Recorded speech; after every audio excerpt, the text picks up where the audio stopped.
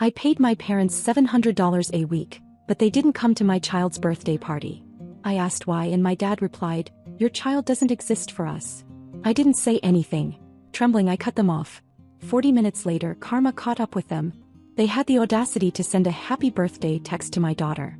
Just a text. No call. No visit. No card. No gift. Not even a video message. And this was after I'd sent them $700 that same Monday, like I had every week for the past 8 months. It was almost funny if it hadn't been so disgusting. My parents, who hadn't worked a single day in over a year, had no problem blowing money on random stuff from Amazon or spending full weekends at the casino. But somehow they couldn't drive 20 minutes to see their only granddaughter on her birthday. I didn't expect much. I really didn't. I knew things had shifted between us since Ava was born. My dad barely looked at her when I first brought her home. My mom acted like she was doing me a favor just by holding her. They never bonded with her. Not even when I begged them to babysit for a few hours so I could sleep. They always had an excuse. But over time the excuses got sharper. Crueler. When Ava turned 3, my mom said she looked too much like her dad. And since he left before she was even born, that made Ava difficult to love. I almost dropped the phone when she said that. I should have cut them off right then. But I didn't. I thought maybe it's just bitterness. Maybe they're grieving the life they thought I'd have. Maybe if I keep being there for them they'll come around. So I paid their bills. I ordered groceries for them every Sunday. I sent cash whenever they asked for it and usually even when they didn't. When they couldn't make rent, I covered it. When they lost their car insurance, I got them back on a policy under my name. I even gave up my own plans to move to a better place for Ava, just to make sure they had enough. And all I ever asked, was for them to be part of her life. Even just a little. Ava turned 6 last Saturday. She wore a sparkly pink dress and danced around the backyard like she was on a stage. We had cupcakes, lemonade in mason jars, and cheap decorations that made it look like something out of Pinterest. Her little friends came with presents wrapped in shiny paper, and one of their moms even stayed to help me set up. But the whole time Ava kept glancing at the gate. Every 10 minutes she asked if Nana and Grandpa were coming. I told her maybe. I told her we'll see. And I hated myself for saying it because I already knew the answer. They never came. That night, after I put Ava to bed and washed icing out of her hair, I sat on the couch and stared at my phone. I scrolled up through the messages. My mom had texted that morning, "Tell Ava happy birthday from us." Nothing more. I called. I didn't think it through, I just needed to hear them say it. To hear what their excuse was this time. My dad picked up. He sounded annoyed. I asked why they didn't come. That was it. No yelling. Just that. And he said, "Your child doesn't exist for us." I froze. I don't know what I thought he'd say, but it wasn't that. There was a pause. Then he hung up. I stared at the screen for a long time. I didn't cry. I didn't call back. I just went to my bank app, opened up the scheduled payments and deleted every single one. Then I sat back down, still shaking a little, and let it sink in. 40 minutes later, I got a text from my mom. "Can you order us dinner? Nothing fancy, just Chinese or something. There's no food in the house." I didn't respond. 2 days later, something strange happened. My mom called, not to apologize, but to ask where the money was. I told her it was over. No more support. No more anything. She didn't believe me at first. She laughed. Said I'd come crawling back like always. But that's where she was wrong. What they didn't know, what they couldn't have seen coming, was that this time they weren't just losing their free ride. They were about to lose a whole lot more. By Wednesday morning, I got a call from a number I didn't recognize. I let it go to voicemail, then played it while making Ava's lunch. It was their landlord. Not mine, theirs. He was polite, even a little nervous, said rent hadn't arrived yet and he was just checking in because I'd always been reliable. That phrase stopped me cold. I'd become their reliable tenant, covering bills for a place I didn't even live in. I called him back. Told him I wouldn't be making any more payments, and that anything going forward would have to come directly from my parents. He was quiet for a second, like he'd just realized something that made him uncomfortable. Then he thanked me and hung up. That night I got a text from my mom. No greeting, no question. Just, "So you're seriously leaving us with nothing? Are you proud of yourself?" I stared at it for a long time. Then I blocked her number. I didn't need another guilt trip disguised as a conversation. Not this time. But they didn't stop. The next morning, I woke up to a message on Facebook from my mom's old account that I forgot I hadn't unfriended. The message was longer. Rambling. You could tell they'd both written it. They accused me of turning my back on family. Said Ava was a consequence, not a child. They claimed they never agreed to be part of that situation, like it was a business deal gone wrong. That's when something inside me really snapped. Not from anger. From disgust. I called my brother that afternoon. Ryan's 5 years older than me, lives in Colorado with his wife. We talk occasionally but usually just updates, holiday check-ins, that kind of thing. Still, I knew I could trust him. I told him what happened, from the birthday no-show to the phone call to the text messages. I didn't leave anything out. He was quiet at first. Then he just said, "It's about time someone held them accountable." I was halfway through asking what he meant when he told me the rest, that he'd been sending them money too. Not as much, but enough to help them with their cell phone bill, groceries, car stuff. I had no idea. He said he never told me because he didn't want to make it seem like he didn't trust me to handle it. Truth was, he thought maybe if both of us kept supporting them, they'd eventually soften, open their hearts to Ava. He said it was clear now they never would. The next morning, my mom called again, this time from a different number. I answered. He was crying, furious, frantic. Said Ryan called them. Said he told them they were on their own now. That he was done. That their behavior toward Ava was disgusting and he wouldn't allow it anymore. She screamed at me, said I'd poisoned him against them. That I'd ruined the family. That we were both ungrateful, selfish, cold-hearted. I hung up without saying anything. What she didn't realize was that Ryan had already reached out to the rest of the family too. Our aunt, our cousins, even my mom's best friend who she gossiped with every weekend. He told them everything. He sent screenshots. He explained how our parents refused to acknowledge a 6-year-old girl just because her dad had walked out before she was born, as if that made her somehow unworthy. The backlash started small. A few relatives stopped returning their calls.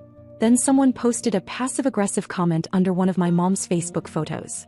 Then the birthday pictures of Ava I shared started getting flooded with support from people who hadn't commented in years.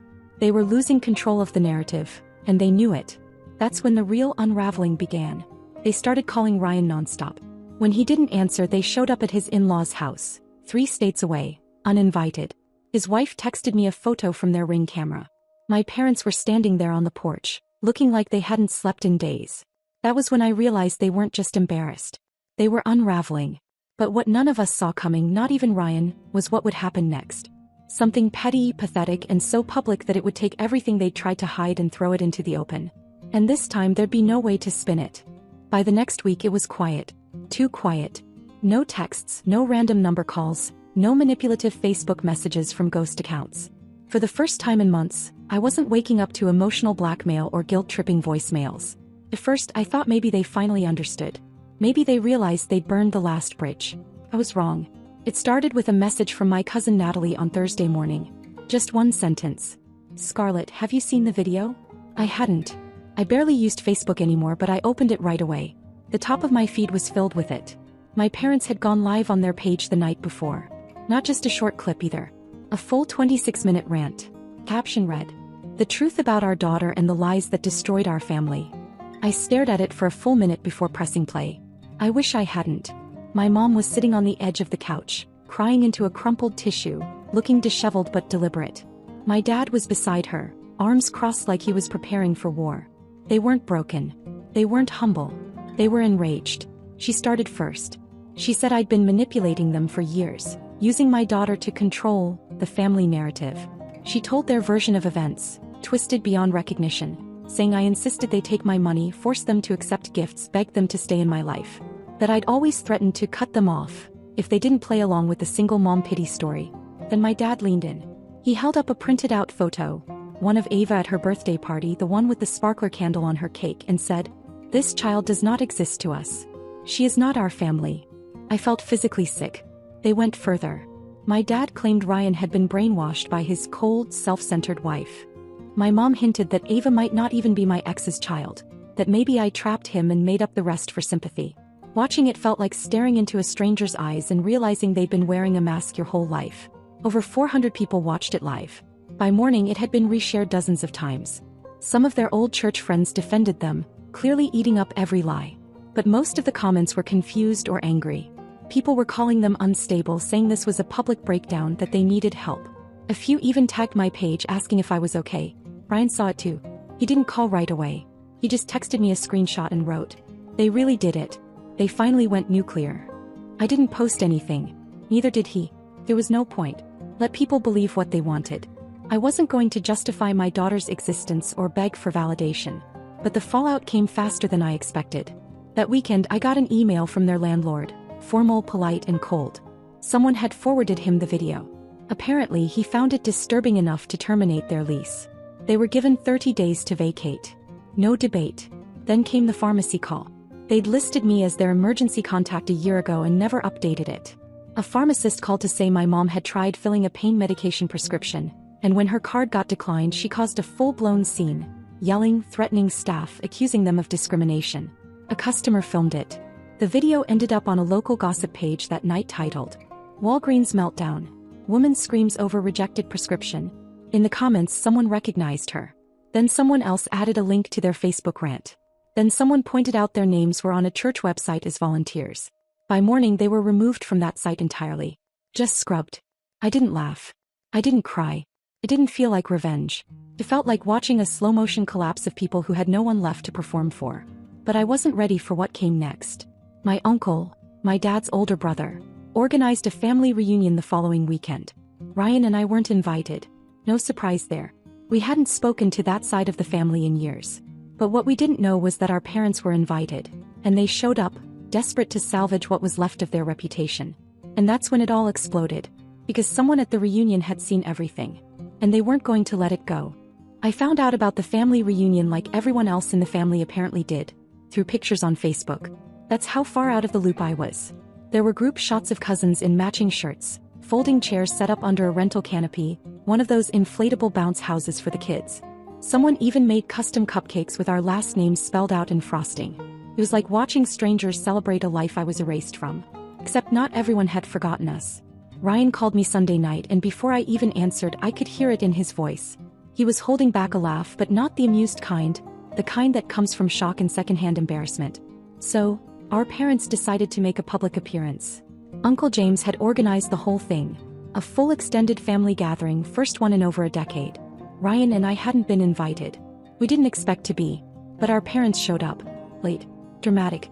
My mom in a black blouse like she was going to a funeral. My dad stiff and overdressed like he thought someone might offer him a microphone. From what Ryan's cousin told him, they walked in like victims. They didn't even wait for people to ask how they were. My mom launched right into it, telling everyone how their children had turned on them, how they'd been abandoned by the people they raised, how they hadn't even been invited to their own granddaughter's birthday party. Like she hadn't looked me in the eye, or as close as you can over the phone, and said Ava didn't exist to her. My dad nodded along, added comments about betrayal, about how children these days have no respect for the people who made them.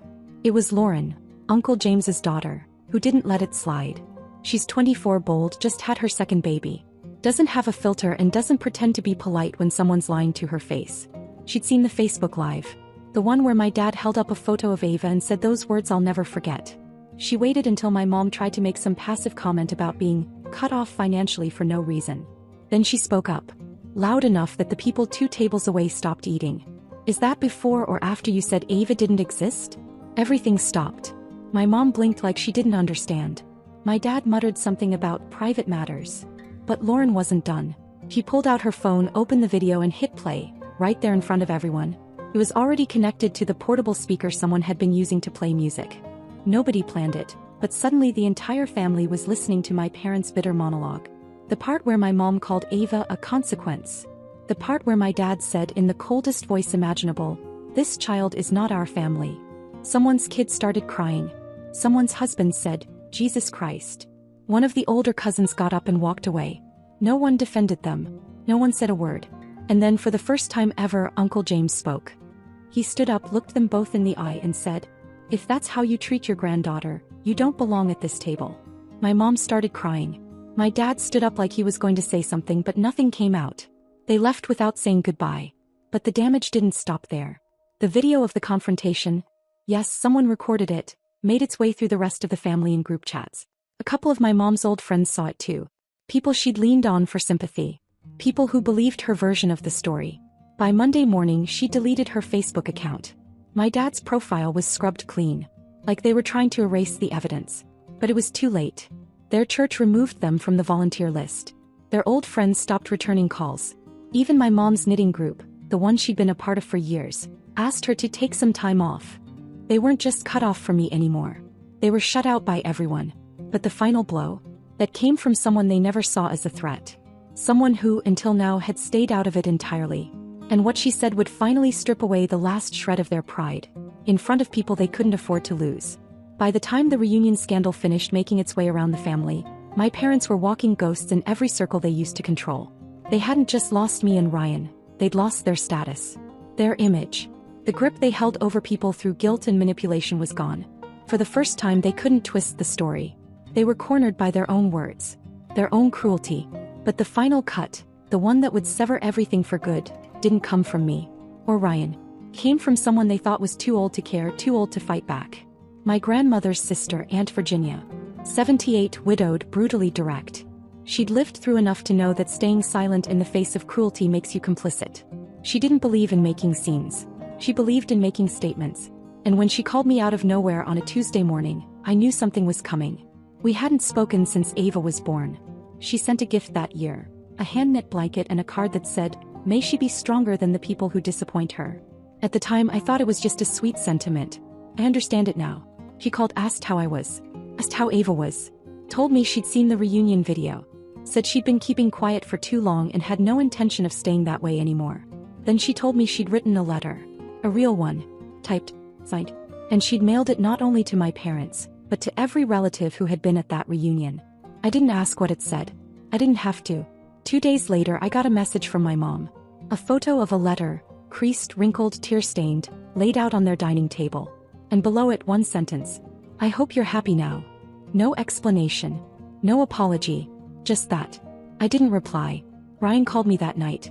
Aunt Virginia had sent him a copy of the letter too. We read it together over the phone. It wasn't angry. That's what made it hit harder. It was calm. Surgical. It laid out the facts like a judge reading a sentence. No emotion, just truth. She quoted their Facebook video. Word for word. She referenced their refusal to acknowledge Ava, their meltdown in Walgreens, their habit of turning family into financial support systems while offering nothing in return. She included screenshots. Even links.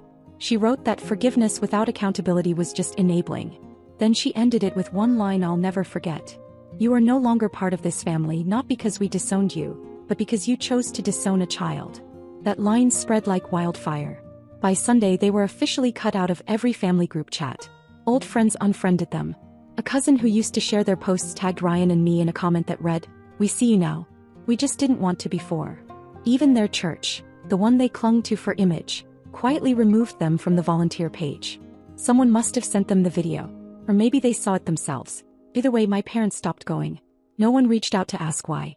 For once, the silence wasn't mine to hold. They were humiliated, isolated, alone. But I wasn't done yet. There was one last thing I needed to do, not for revenge, not to hurt them, but to protect Ava. To make sure none of their poison ever reached her again. No backtracking. No sudden apologies. No surprise visits. I was going to make it official. Quietly, legally, permanently. It was raining the morning I signed the papers. Nothing dramatic, just a slow gray drizzle that made the city feel quieter than usual. I had Ava with me. She sat beside me in the lawyer's waiting room, legs swinging off the edge of the chair, quietly drawing a picture of her and her stuffed giraffe. She didn't know what we were doing there. And I wasn't going to tell her, not for a long time. Claire, my lawyer, greeted us like an old friend. She was the one who helped me get custody after Ava's dad disappeared. No judgment, just questions. She took one look at me that morning and said, "I take it things finally hit bottom." I nodded, and that was all we needed. I had come to make it legal, to ensure that my parents would never again be able to sneak their way into Ava's life. Not through guilt. Not through pity. Not even through a technicality. We filed a no-contact order. Limited, specific, permanent. It would block them from school visits, from medical decisions, from claiming grandparent rights in court. Ava's name was included just like mine. I added a clause to my will stating clearly that if anything ever happened to me, guardianship would go to Ryan and his wife. My parents were to have no legal or personal access. Not even supervised visits. Then we drafted a final cease and desist, one last official statement. "Do not contact me or my daughter again. You are not part of our lives. Any attempt to reach out will be considered a violation and pursued legally. This is not punishment. It's protection." I sent it through certified mail. 2 copies. One for each of them. I didn't expect a response. And I didn't get one. A week passed. Then a month. No calls. No letters. No cryptic Facebook accounts trying to add me. Nothing. The silence was strange at first. For so long their noise filled up every space.